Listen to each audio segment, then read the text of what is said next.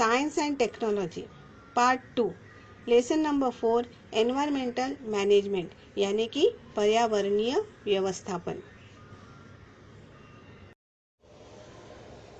तो आइए हम पढ़ते हैं पर्यावरणीय व्यवस्थापन।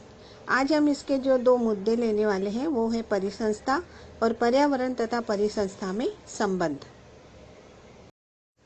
तो बच्चे हम थोड़ा याद करते हैं कि हमने पिछले साल क्या पढ़ा था। तो हमने पढ़ा था कि परिसंस्था का तात्पर्य क्या है, उसके विविध घटक कौन कौन से। तो परिसंस्था का मतलब क्या होता है कि जहाँ पे जैविक और अजैविक घटक एक साथ होते हैं उसे परिसंस्था कहते हैं। और उसके विविध घटक कौन से हैं, उसमें है हवा, पानी, प्राणी और प्लांट्स, ये सब इसके जैविक और अजैविक घटक हैं। दूसरा है कि भक्ष्यों के प्रकार बताइए, वह प्रकार प्रत्यक्ष रूप में किस पर निर्भर होते हैं। भक्ष्यों के प्रकार है उत्पादक, प्राइमरी कंज्यूमर, सेकेंडरी कंज्यूमर, और वो एक दूसरे के ऊपर निर्भर होते हैं। पेड़ पर के पक्षी और तालाब, इनका क्या संबंध है। तो पेड़ पर के पक्षी और तालाब का ये संबंध है कि पेड़ पर जब पक्षी होते हैं और तालाब में जो कीटक होते हैं, जो हरी हरी छोटी छोटी घास होती है, वो पक्षी लोग खाते हैं। मेंढक है, वो छोटे छोटे मेंढक हैं, पक्षी के भक्षक होते हैं। इस तरह पक्षी और तालाब का संबंध होता है। भोजन श्रृंखला और भोजन जाल में इसमें क्या अंतर है। तो ये हमने पढ़ा कि भोजन श्रृंखला एक चेन होती है और भोजन जाल में बहुत सारी भोजन श्रृंखलाएं सम्मिलित होती हैं। तो आज हम इसमें ये जो आकृति है उसके बारे में पढ़ेंगे। Pond. Whether this bird is part of both, that is tree as well as pond ecosystem? Answer: a bird building nest on a tree feed upon the fishes in a nearby pond. Then this bird is part of both, that is tree as well as pond ecosystem. Because for shelter, the birds build nest on the tree. That means it takes advantage of tree ecosystem, that is terrestrial ecosystem. Moreover, it feeds on the fish from the pond. Being a predator, the bird maintains the fish population of the pond, and thus it also becomes the part of the pond ecosystem too. आइए हम परिसंस्था के बारे में पढ़ते हैं। तो परिसंस्था का मतलब क्या है। जैविक और अजैविक घटक, उसी प्रकार उनमें परस्पर पाई जाने वाली आंतर क्रिया, ये सभी मिलकर परिसंस्था का निर्माण करते हैं। परिसंस्था में प्रत्येक घटकों की भूमिका महत्वपूर्ण होती है।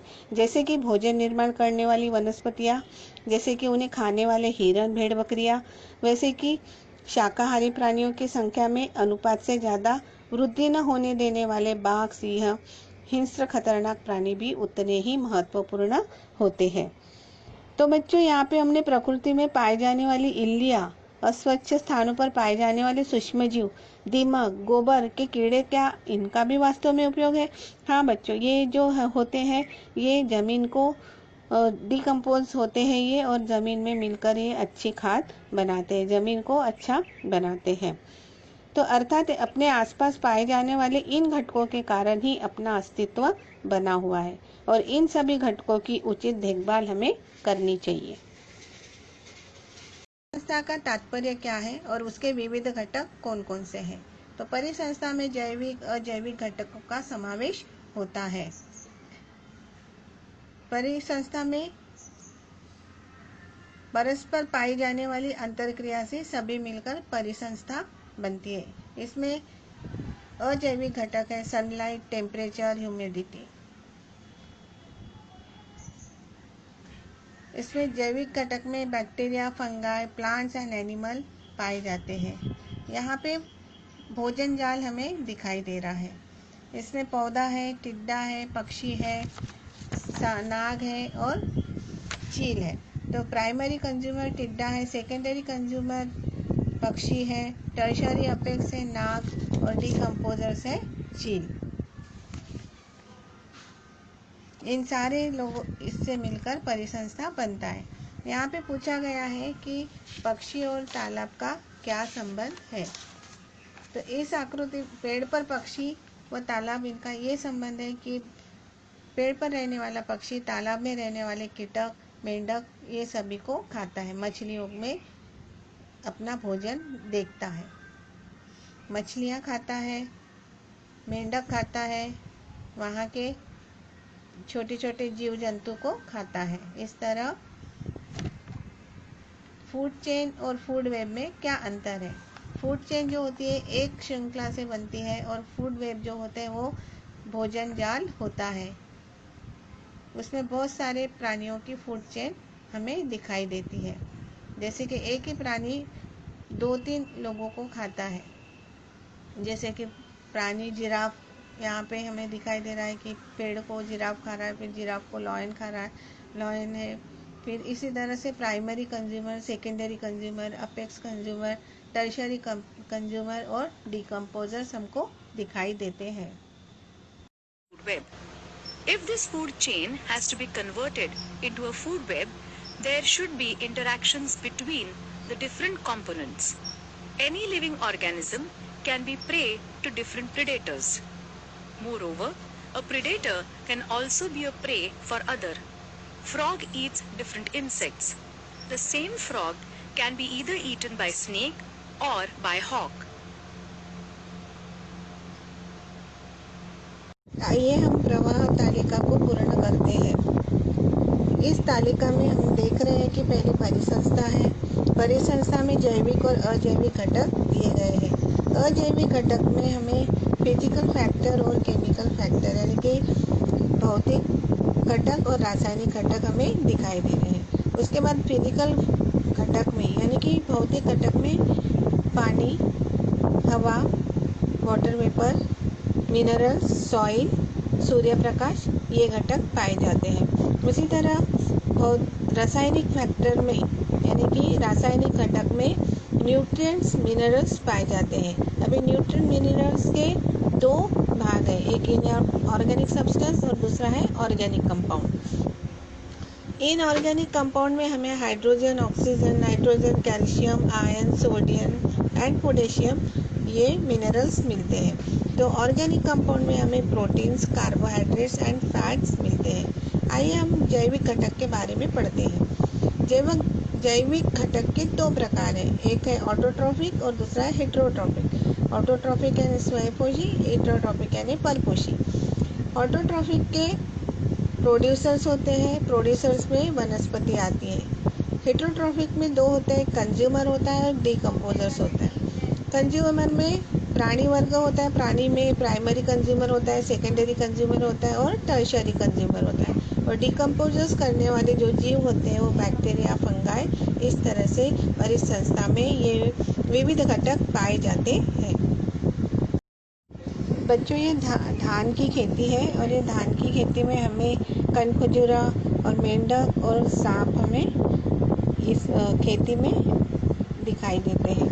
तो अगर यहाँ पे कनखजूरा या टिड्डी जो है, अगर इसकी संख्या बढ़ गई और मेंढक की संख्या कम हो गई तो इसमें क्या आ जाएगा, कौन सा फ़र्क आ जाएगा? तो बच्चा, अगर कनखजूरा की संख्या ज़्यादा हो गई और यहाँ पे मेंढक नहीं है तो यहाँ पे कनखजूरा की संख्या ज़्यादा बढ़ जाएगी और सांप जो है वो भी कम हो जाएंगे, क्योंकि सांप मेंढक को खाते हैं। अगर मेंढक ही ख़त्म हो गया तो सांप भी जो है वो ख़त्म हो जाएंगे और सांप की जगह कौन आ जाएंगे? चूहे आ जाएंगे, जो चूहे खेती का पूरा नुकसान कर देंगे। तो इस तरह परिसंस्था का पूरा जो इकोसिस्टम है वो बदल जाएगा।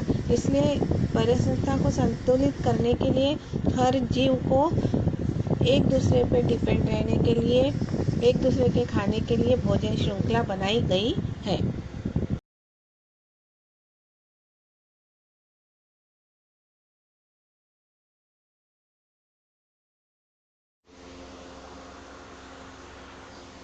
पर्यावरण यह एक अत्यंत व्यापक संज्ञा है। सजीवों पर किसी न किसी कारणवश परिणाम करने वाले भौतिक, रासायनिक तथा जैविक घटक, इन सभी से मिलकर पर्यावरण बनता है। संक्षिप्त में पर्यावरण अथवा आसपास की परिस्थिति, उनमें पाए जाने वाले अनेक सजीव, निर्जीव, प्राकृतिक एवं मानव निर्मित घटकों का समावेश होता है।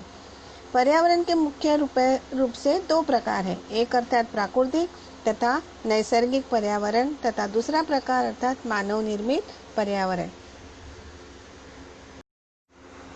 मानव निर्मित पर्यावरण का भी प्राकृतिक पर्यावरण पर प्रत्यक्ष या अप्रत्यक्ष रूप में प्रभाव पड़ता है। मूलतः पर्यावरण में दो मुख्य घटकों का समावेश होता है। मानव निर्मित पर्यावरण में हम देख रहे हैं कि यहाँ पे बड़ी बड़ी ऊंची ऊंची बिल्डिंग बनाई गई है। खेती का उपयोग फैक्ट्री लगाने के लिए हो रहा है, बड़ी बड़ी इंडस्ट्रीज के लिए हो रहा है। तो इस तरह मानव निर्मित पर्यावरण का भी हमें यहाँ पे एक प्रकार देखने को मिलता है। पर्यावरण में दो मुख्य घटकों का समावेश होता है, पहला है जैविक घटक और दूसरा है अजैविक घटक। पर्यावरण के जैविक तथा अजैविक घटक, इनके आंतरिक संबंधों का अध्ययन करने वाले विज्ञान की परिस्थिति को इकोलॉजी कहते हैं। परिस्थिति का अध्ययन करने के लिए जिस मूलभूत कार्यात्मक इकाई का उपयोग करते हैं उसे ही परिसंस्था कहते हैं। पर्यावरण में अनेक परिसंस्थाओं का समावेश होता है। कुछ परिसंस्थाओं का अध्ययन पिछली कक्षाओं में किया ही है और विचार किया जाए तो पानी का एक छोटा सा गड्ढा भी एक परिसंस्था ही है। तो हमारी पृथ्वी सबसे बड़ी परिसंस्था है। किसी एक निश्चित भौगोलिक क्षेत्र में व्याप्त प्रदेशों के जैविक तथा अजैविक घटक, उसी प्रकार उनमें की जाने वाली अंतरक्रियाएं, ये सभी एकत्रित होकर परिसंस्था बनाते हैं। इसे हम सभी को ध्यान में रखना चाहिए और इसका हमें जतन करना चाहिए। पर्यावरण में जल चक्र, विविध गैसीय चक्र जैसे कार्बन चक्र, नाइट्रोजन चक्र, ऑक्सीजन चक्र, ऐसे अनेक प्राकृतिक चक्र नियमित रूप से शुरू रहने में पर्यावरण का संतुलन बना रहता है। परिसंस्था की विभिन्न भोजन श्रृंखलाओं के कारण ही पर्यावरण का संतुलन बना रहता है। यहाँ पे हमने water cycle, carbon cycle, nitrogen cycle देखा है।